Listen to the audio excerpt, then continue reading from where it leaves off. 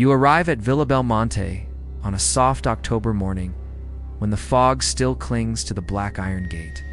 The road behind you is narrow, lined with skeletal trees. Your suitcase squeaks slightly as you roll it across the gravel, and in the stillness, even that small sound seems intrusive. The villa is vast, elegant, exhausted. Its bones are old, its windows thin, and tall seem to look down at you rather than out. You are the new maid, young, quiet, eager to please. You were hired quickly, without much interview. The pay was generous, too generous, but you didn't ask questions. You needed to escape the city. And the silence of the countryside at first felt like a gift. Inside, the villa smells of polished wood and dried rose petals, though faintly soured, like something once sweet now left too long. Every surface holds a film of dust that never seems to vanish, no matter how many times you wipe. Your day begins early, always before sunrise. The bell in the west wing rings twice. That means water to be boiled, curtains drawn, dishes polished even if they haven't been used. But there is one rule more sacred than the rest. You must never touch the mirrors. Each room has one. Tall, narrow, antique set in carved frames that twist like thorned vines. They are all covered in thick velvet drapes, pinned down at the corners with tarnished bronze tacks. You are not to clean them. You are not to peek beneath. And if one ever becomes uncovered, you are to leave the room at once and alert the steward. You ask why.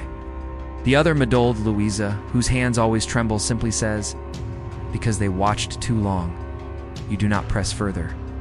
There's something about the way the mirrors sit in each room, like they are listening, waiting.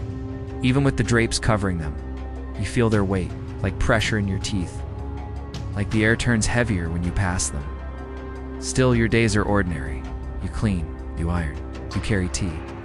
The lord of the house, a man in his 50s, rarely seen walks the halls with a cane that never touches the floor. Sometimes at night, you hear humming, not from the rooms, from inside the walls. You tell yourself it's the old plumbing. You tell yourself a lot of things. And still, the mirrors remain, covered, watching, until the heir arrives. He arrived one afternoon just before the storm. The heir, Lisandro Belmonte, 27, sharp smile, city shoes wrung for the gravel. The son of the master. He hadn't set foot in the villa since he was a child. No one expected him to come back, especially not so soon. Not with his father still alive, somewhere in the east wing, confined to shadows and silence. He was polite, charming even. He kissed old Louisa's hand, complimented the paintings, called the place nostalgic. But you felt it the moment he passed the parlor. He looked straight at the covered mirror, paused, tilted his head, and smiled, still hiding the glass. He asked, half joking, "Still afraid of seeing yourselves?" You said nothing. Louisa turned pale. For the next 2 days, the house shifted, slowly, like the creaking of old beams before collapse. Alazro moved through the rooms with a calmness too deliberate. He asked too many questions. What's behind this door? Why do we cover this one? How long since anyone saw what's inside? You found him once in the library, standing before a mirror whose cloth was loosened at one corner. He didn't touch it. But you swear the velvet moved on its own, just slightly, as if something behind it had exhaled. And then on the fourth night it happened. Rain lashed the windows. The wind howled through the chimneys. The house groaned like something dreaming in pain. You were heading to the east hall with fresh sheets when you saw the light, a room open, candles lit, and a cloth on the floor. Your breath caught. You stepped closer, slowly, as if waking a predator. The mirror stood naked. It was tall, too tall.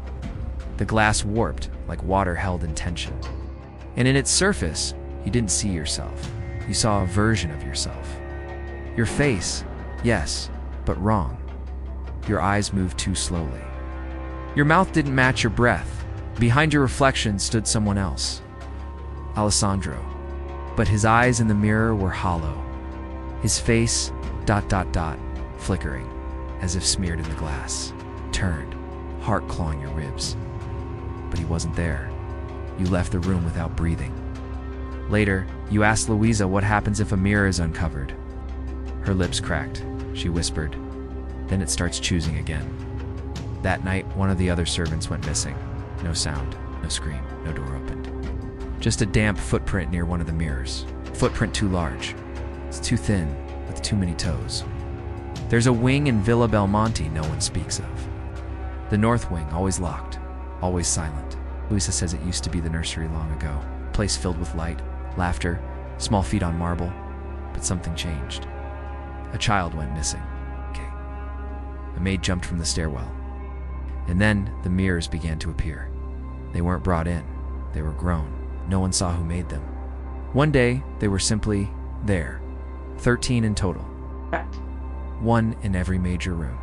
Framed in twisted oak and iron, with patterns that spiral and branch like veins under skin. Each mirror is slightly different. A different shape. A different weight in your chest when you stand before it. They say each one shows not what is real, but what is remembered. Not by you, by the house. The villa has memory. It dreams when no one watches. And the mirrors, they are how it sees itself. Try not to look at them now, even when covered. You walk past, with your eyes low, hands shaking, breath short. The silence is different since Alessandro uncovered that first one. Things have begun to repeat. Doors left open, close again by themselves. Candles refuse to burn in certain rooms. You swear, sometimes, that the light in the mirrors flickers before the candles do. Then you find his notebook. Tucked beneath Alessandro's bed. Pages filled with sketches, not of people, but of faces inside glass. Dozens, eyes blacked out, mouths stitched shut, some drawn over and over again, growing more distorted each time. At the bottom of the final page, a phrase is written again and again. I can hear them behind the silver. I can hear them behind the silver. I can hear them behind the silver. You hear a sound then? A sharp click. The mirror across the room, the second one to be uncovered, is trembling, not visibly. But you feel it in your ribs. Something is moving behind it. Something large, slow, scraping against the glass like claws on porcelain. And just for a moment, you swear. There's a hand pressed to the inside. Thin, wet, too long. It's tapping. 1, 2, 3. You run. But from that night forward, the house starts mirroring you. Your footsteps echo twice. Your reflection lags by a second. You close your eyes and feel something watching from the inside. The villa remembers, and it's starting to show you what it never forgot. It happens without a sound. You wake in the servants' wing just before dawn, not from a noise, but from the absence of one. The wind has stopped. The bells do not chime. The house, for the first time since you arrived, is silent in the way a tomb is silent. You sit up slowly. The candle beside your bed is still lit, but its flame is frozen, not flickering, just still, like a painting of fire. And then you feel it. That pressure, that sickening warm pulse beneath the floorboards. The mirrors are uncovered. All of them. You rush into the corridor. Luisa's bed is empty. The other servants are gone, or hiding, or taken. You don't call out. You already know. They won't answer. As you move through the halls, each room you pass has the same shape burned into its center. A wide, tall mirror, exposed and breathing. Yes, breathing. The glass shivers with each step you take. Your reflection warps. It no longer resembles you, not truly. The face in the mirror has eyes like holes in silk and lips that don't close and shoulders bent the wrong way. And every mirror shows a different version. It's one of you weeping, one screaming silently, one hanging from the rafters. It's one smiling too wide, blood trickling from her nose. Reach the great hall at last. Alessandro's there standing in front of the 13th mirror. The largest, the first, the one they say was built into the house itself. Its frame stretches from floor to ceiling. The glass is pitch black. It does not reflect. It absorbs. It doesn't turn when you approach. It just says calmly, it's not the house. It's what lives in it. And then he steps forward, into the mirror, and vanishes. Not like a disappearance, but like falling into ink. You scream, you run. But the house has changed. It no longer follows its own rules. The corridors don't connect the way they used to. Doors lead to mirrors. Stairs lead back to themselves. Your reflection is always one room ahead, waiting. And finally, the velvet cloths, the ones you always feared, are hanging in the wrong places.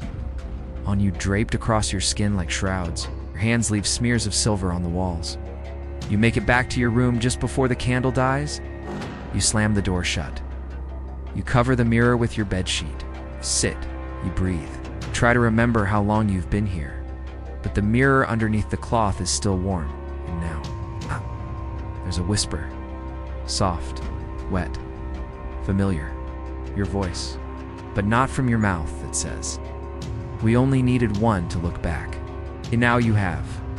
Epilogue: they never took the mirrors down, only ever covered them, because the house never forgot. And forgetting is the only thing that keeps it asleep. If you ever visit a place with mirrors covered in cloth, don't ask why. Don't peek, Dodd. Because once you see it, once it sees you, it's only a matter of time before you reflect something that was never yours to carry. Sleep well tonight, and check your mirror, for it checks you.